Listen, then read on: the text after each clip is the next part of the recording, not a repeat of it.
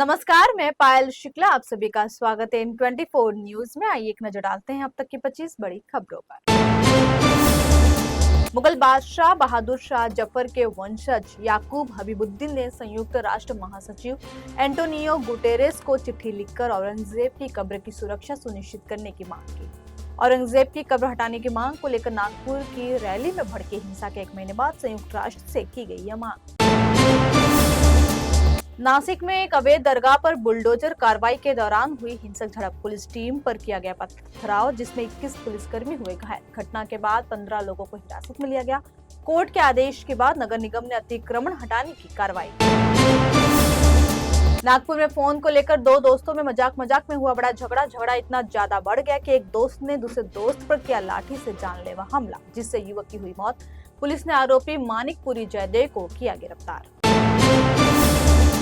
महाराष्ट्र में गड्ढा मुक्त सड़क परियोजना के तहत बृहन मुंबई नगर निगम क्षेत्र में लगभग 400 किलोमीटर सड़कों पर सीमेंट कंक्रीटिंग का तेजी से चल रहा है काम। बीएमसी ने कंक्रीटिंग कार्य को पूरा करने के लिए 31 मई 2025 तक का रखा है लक्ष्य। उप मुख्यमंत्री और मुंबई के पालक मंत्री एकनाथ शिंदे ने शहर और पूर्वी उपनगरों में सीमेंट कंक्रीटिंग के काम का लिया जायजा। इस दौरान उन्होंने स्थानीय नागरिकों से की बातचीत। इस दौरान शिंदे ने कहा, यदि कोई ठेकेदार गलत काम करता पाया गया तो उसे किया जाएगा अयोग्य घोषित। उत्तर प्रदेश के मुख्यमंत्री योगी आदित्यनाथ के लातों की भूत बातों से नहीं मानते वाले बयान पर वरिष्ठ वकील मजीद मेनन ने दी प्रतिक्रिया। उन्होंने कहा, यूपी के सीएम ऐसी टिप्पणियां करते हैं जो किसी भी तरह के महत्व के नहीं है लायक। मुख्यमंत्री देवेंद्र फडणवीस ने अमरावती एयरपोर्ट का किया उद्घाटन। इस दौरान उनके साथ डिप्टी सीएम एकनाथ शिंदे, अजित पवार, केंद्रीय विमानन मंत्री राम मोहन नायडू, केंद्रीय राज्य मंत्री मुरलीधर मोहोल और बीजेपी नेता नवनीत राणा भी मौजूद।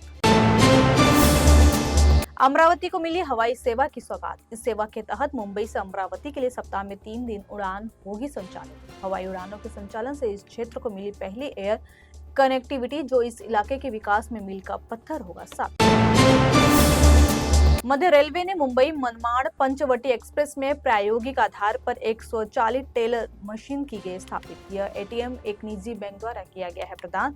इसे दैनिक एक्सप्रेस सेवा की वातानुकूलित चेयर कार कोच में किया गया स्थापित। इसे जल्द ही यात्रियों के लिए कराया जाएगा उपलब्ध। नागपुर में कांग्रेस ने की सद्भावना शांति रैली की शुरुआत। इसमें प्रदेश अध्यक्ष हर्षवर्धन सपकाल, महाराष्ट्र कांग्रेस के प्रभारी रमेश चेन्नीथला समेत सैकड़ों कार्यकर्ता और पदाधिकारी रहे मौजूद। यवतमाल के औद्योगिक क्षेत्र में हुआ बड़ा हादसा। यहाँ एक दाल मिल में 3 मजदूरों की मौत से मचा हड़कंप। वहीं 2 अन्य हुए घायल मजदूरों को अस्पताल में कराया गया भर्ती। टूटकर 5 मजदूरों पर गिरी थी स्टोरेज यूनिट। राष्ट्रीय पुरस्कार विजेता अनंत महादेवन के निर्देशन में बनी फिल्म फूले पर महाराष्ट्र में छिड़ा विवाद। फिल्म 25 अप्रैल को सिनेमाघरों में होगी रिलीज। फिल्म को लेकर विवाद बढ़ने के बाद अब फूले के निर्देशक और उनकी क्रिएटिव टीम ने मंच चीफ राज ठाकरे से की मुलाकात। मुंबई मेट्रो 2B से सफर करने का यात्रियों का इंतजार जल्द होगा खत्म। आम यात्रियों के लिए मेट्रो के द्वार खोलने के लिए मेट्रो 2B के पहले फेज पर ट्रायल रन हुआ शुरू। पहले फेज के तहत मंडाले मेट्रो स्टेशन से डायमंड गार्डन के बीच मेट्रो का हुआ ट्रायल रन। मुंबई से सटे ठाणे में राज ठाकरे की अगुवाई वाली मनसे के विरोध के बाद इंग्लिश मीडियम स्कूलों को नए निर्देश किए गए जारी। इसमें कहा गया, छात्रों को मराठी बोलने से ना रोका जाए। मनसे कार्यकर्ताओं ने इंग्लिश ओनली के नियम पर खोला था मोर्चा। सीजेआई संजीव खन्ना ने सुप्रीम कोर्ट के अगले मुख्य न्यायाधीश के तौर पर जस्टिस भूषण आर गवई के नाम का कानून मंत्रालय को भेजा नोटिस। जस्टिस गवई होंगे देश के 52वें मुख्य न्यायाधीश। 13 मई को पूरा हो रहा है चीफ जस्टिस संजीव खन्ना का कार्यकाल।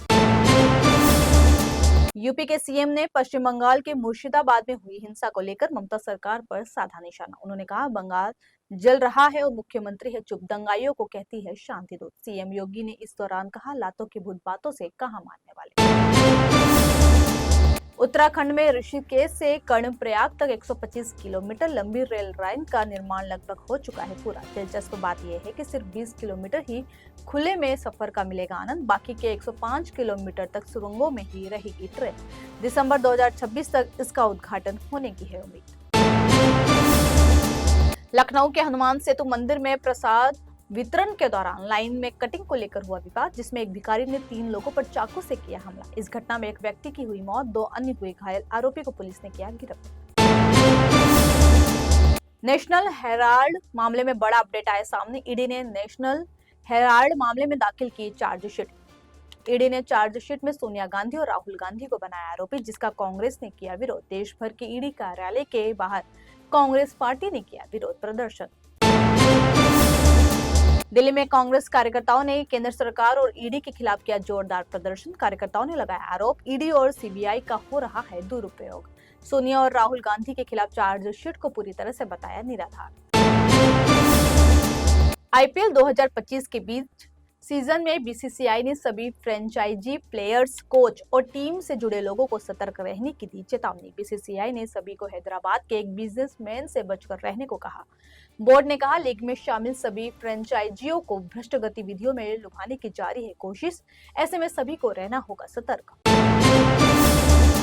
गुरुग्राम के एक निजी अस्पताल में इलाज के दौरान एक 46 वर्षीय एयर होस्टेस के साथ यौन शोषण का मामला है सामने। महिला का आरोप, अस्पताल के किसी कर्मचारी ने किया यौन उत्पीड़न। हॉस्पिटल ने सारे सबूत देकर आगे के जांच में पूरे सहयोग का दिया आश्वासन, जिसमें सीसीटीवी फुटेज भी है शामिल।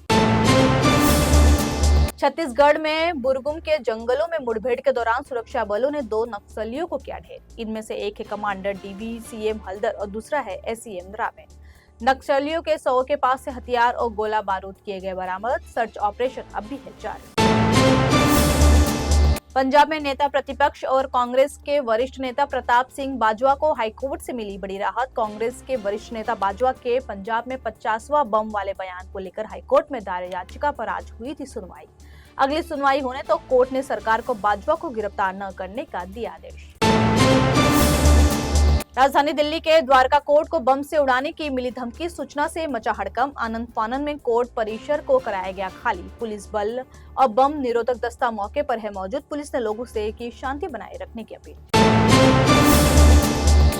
फिलहाल के लिए इतना ही। देश और दुनिया की तमाम बड़ी खबरों के लिए जुड़े रहिए N24 न्यूज से। साथ ही N24 न्यूज के social media platform YouTube, Instagram और फेसबुक को लाइक, सब्सक्राइब और शेयर करना ना भूलें।